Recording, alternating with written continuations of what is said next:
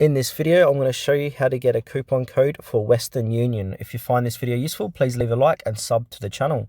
In saying that, let's just jump straight into it. All right, I'm going to open up my web browser on my mobile device. I'm going to head on over to Google, and then from here in the Google search bar, I'm going to type in Western Union promo codes.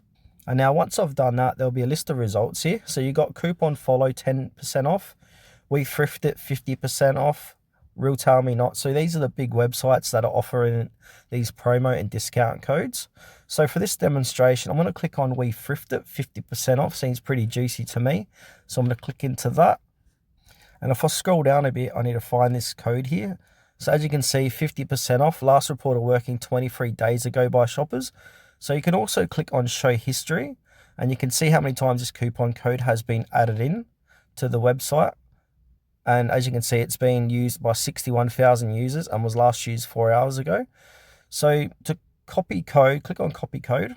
And now that code is copied to your clipboard. And now what you want to do is head over to your Western Union checkout and look for a part on the checkout section where it says Enter Promo or Discount Code.